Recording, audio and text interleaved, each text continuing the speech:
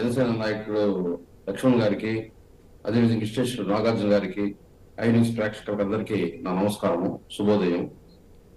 ఆశా గారు, జగన్మోహన్ రెడ్డి గారు నాయకులను నమ్ముకొని పార్టీ పెట్టలేదు. ప్రజలను నమ్ముకున్నాడు, భగవంతుని నమ్ముకొని పార్టీ పెట్టడం జరిగింది.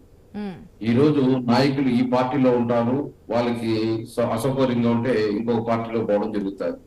మనం గత శతాబ్దాలుగా చూస్తున్నాం. ఏదైతే రాజకీయ నాయకులు వాళ్ళకి ఎక్కడైతే బాగా కంఫర్టబుల్ గా ఉంటుందో అక్కడ పోయి చేరడం జరుగుతుంది.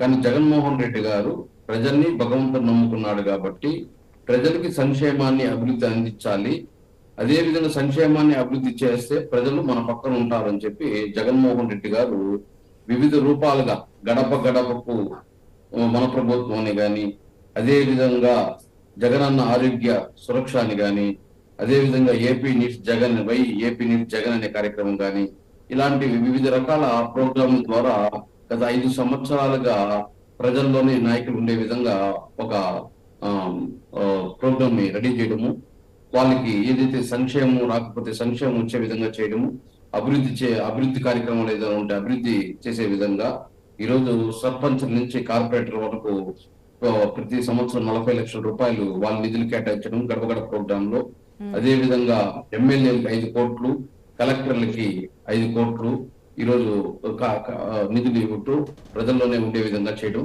జరిగింది.